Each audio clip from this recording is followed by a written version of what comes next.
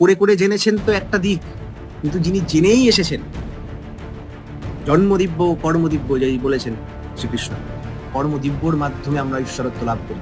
কিন্তু আবার আরেকটা রকম আছে যেখানে ঈশ্বর হয়েই আসে।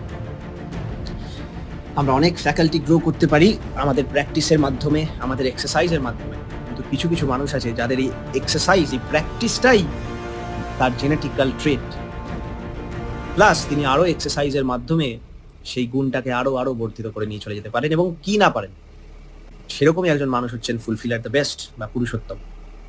যুগে যুগের অদ্ভুত অদ্ভুত পরিস্থিতির মধ্যে পৃথিবীর মধ্যে সেই নিখিলের ত্রাহিমাং শটটা জেগে ওঠে, বাঁচতে চায়, আমায় রক্ষা করো বলে জেগে উঠি। আমাদের মধ্যে সেই ক্রাইটা, এক্সিস্টেন্সিয়াল ক্রাই যখন জেগে ওঠে, তখন পরিস্থিতি প্রকৃতির মাধ্যমেই সেটা চলে আসে, এবং তাদেরকে বোঝারও কিছু গুণ আছে, কয়েকটা গুণ আছে। তিনি হন